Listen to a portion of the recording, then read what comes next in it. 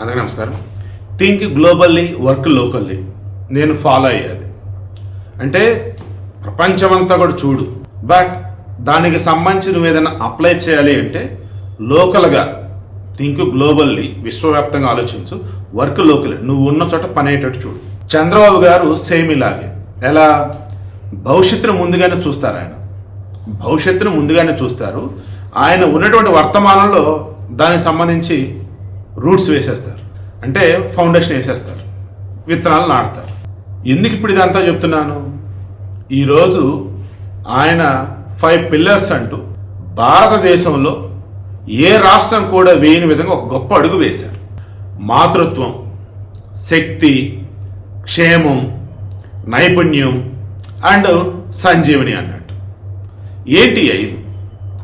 ముందు మీ అందరూ తెలియాల్సింది, భారతదేశంలో ఇన్ఫర్టిలిటీ రేట్ అంటే జననాల సంఖ్య ఎలా ఏంటి అన్నప్పుడు ఏపీ పరిస్థితి ఎంత దారుణంగా ఉంది అంటే, ఒకప్పుడు 3 ఉండే, ఆ తర్వాత 2.2 పడిపోయింది, ఇప్పుడు ఏకంగా 1.5. ప్రపంచంలో పిల్లల అంటే జననాల రేటు పడిపోతుంది. ఇప్పుడు జపాన్ చెప్తున్నారు, జపాన్ 1.2, ఆ తర్వాత దక్షిణ కొరియా కూడా అరౌండ్ 1 సంథింగ్ ఉంది. ఇట్లా కూడా ఆల్మోస్ట్ అలాగే ఉంది. ఇప్పుడు ఆంధ్రప్రదేశ్ వచ్చేసి జననాల సంఖ్య వచ్చేసి 1.5. రేపు 2047 అంటే మనకి స్వాతంత్రం వచ్చి 100 సంవత్సరాలు అయ్యే నాటికి మొత్తం దీన్ని కనుక తీసుకుంటూ ఉంటే, ఈ లెక్కనే కనుక చూసుకుంటూ పోతే అసలు పుట్టోళ్ళకి ఎవరు ఉండరన్నట్టు లెక్క. పుడతారు, బట్ మరణించబడితే కంపేర్ చేస్తే అబ్బే అసలు కౌంటే లేదండి అంటారు. ఈరోజు జపాన్లో చాలా చోట్ల ఇల్లు ఖాళీగా ఉన్నాయి. ఎందుకు? వాళ్ళకి వారసులు లేరు, వాళ్ళు వయసు అయిపోయింది, చనిపోయారు. ఎవరు లేని చీకటి గృహాలు లెక్క ఉండిపోయినాయి.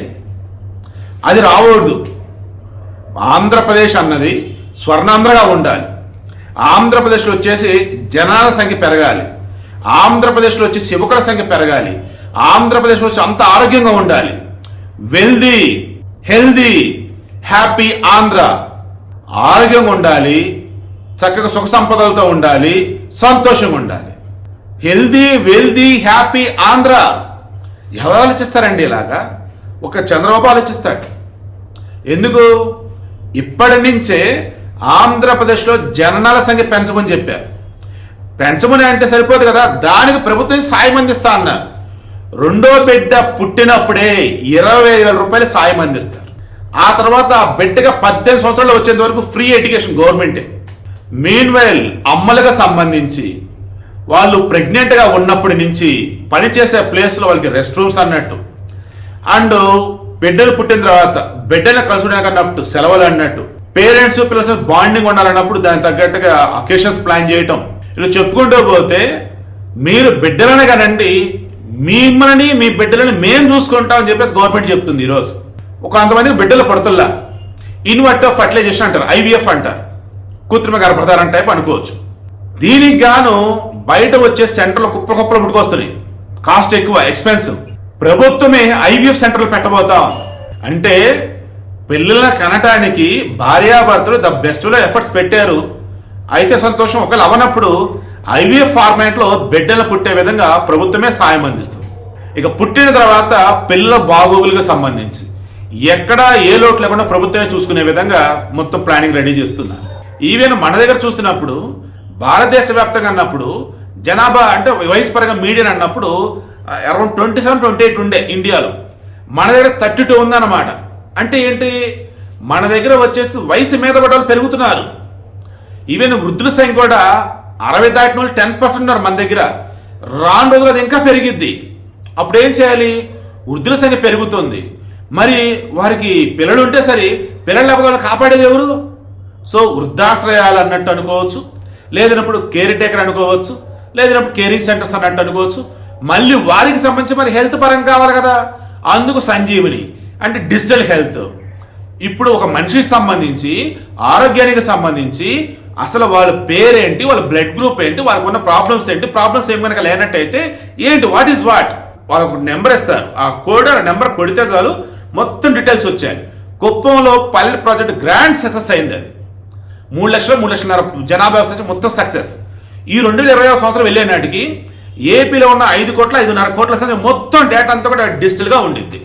అండ్ ఆడవారికి సంబంధించి ఓవరాల్గా చూస్తున్నప్పుడు ఏపీలో వచ్చేసి అవునన్నా కాదన్నా ఆడవారు ఉద్యోగుల శాతంగా ఉన్నటువంటి సెక్టర్ చూస్తే కొంచెం తక్కువ ఉంది.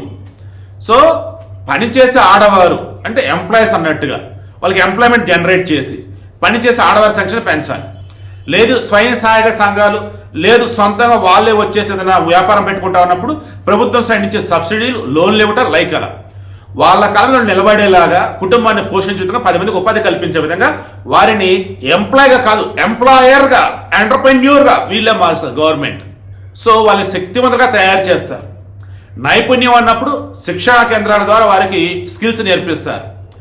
ఇక వీరికి మాతృత్వం, శక్తి, నైపుణ్యం, ఇక్కడ వచ్చేసి కేరింగ్ అన్నట్టు, అంటే కాపాడుకోవటం అన్నట్టు అనుకోవచ్చు.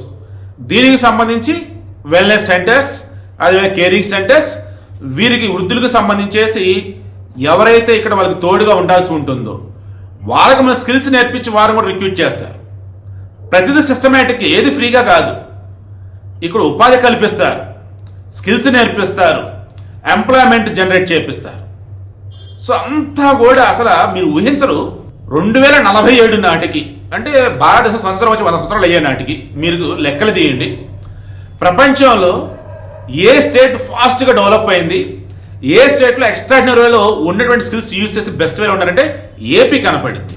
డెవలప్డ్ నేషన్స్ని బీట్ చేసే విధంగా, డెవలప్ నేషన్స్ని గుర్తు చేసే విధంగా భారతదేశంలో ఒక ఆంధ్రప్రదేశ్ మీకు కనపడిద్ది, నిలబడిద్ది, ఉండిద్ది. స్వర్ణాంధ్ర లక్ష్యంగా ఈరోజు చంద్రబాబు గారు వేస్తున్న అడుగులు అన్నవి ఏవైతున్నాయో ఎక్స్ట్రాడినరీలు ముందుకు వెళ్తున్నాయి. ఏమండి, విద్య, వైద్యం అండి ఎవరికైనా కావాల్సింది, free education and universal health scheme. దాని సమయం చూస్తున్నప్పుడు 2 or 2.5 lakhs లోపు అయితే ఇమ్మీడియట్గా ఇన్సూరెన్స్ అన్నట్టు గవర్నమెంట్ సైడ్ నుంచి. ఆ తర్వాత వచ్చేసి ఇంకా ప్రైవేట్ సెక్టర్ ఇన్సూరెన్స్ వాళ్ళు మొత్తం చూసుకుంటారు. ఇంకా నువ్వు ఏది ఆసుపత్రి అయినా పో, మొత్తం నీకు హెల్త్ ఇన్సూరెన్స్ ఉన్నప్పుడు ఎలాగైతే ఉంటుందో మొత్తం ఇప్పుడు వాళ్ళే, దాని మొత్తం ఎవరు గవర్నమెంటే. విద్యా, వైద్యం మొత్తం ప్రభుత్వమే చూసుకుంటుంది. ఇక పిల్లల్ని మీరు కనండి, మేము చూసుకుంటామని చెప్తున్నారు. ఎందుకంటే ఈరోజు చైనా చూడండి, ఒకప్పుడు 2 or 1 అన్నాడు, 1 or none అన్నాడు.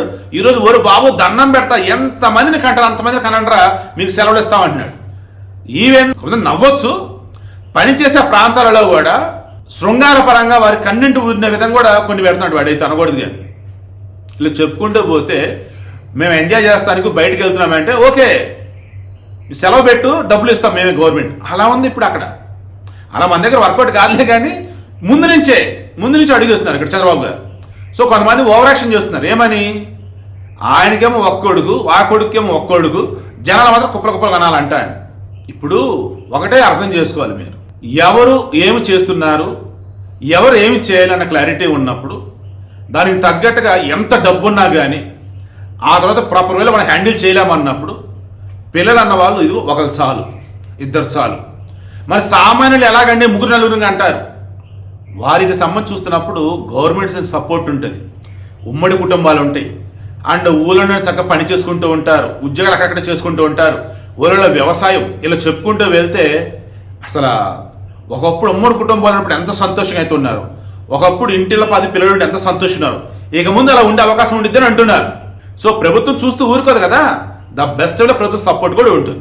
సో అంతిమంగా నేను కోరుతున్నది ఏంటంటే ఈరోజు క్లియర్గా చంద్రబాబు నాయుడు గారు తీసుకున్న స్టెప్ ఏదైతుందో 5 pillars రానున్న రోజులలో ఆంధ్రప్రదేశ్ని ప్రపంచంలో గొప్పగా చూపెడుతుంది, ఇండియాలో నెంబర్ 1 నిలబెడుతుంది.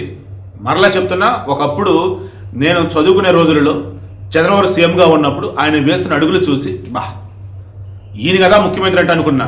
జనరేషన్ జెడ్కి అగైన్ మరలా నిరూపిస్తున్నాడు. ఇప్పుడే కాదు ఎప్పటికైనా ఒక ముఖ్యమంత్రి అంటే ఎలా ఉండాలి అంటూ చూపిస్తున్నాడు. హ్యాట్స్ ఆఫ్ టు చంద్రబాబు గారు.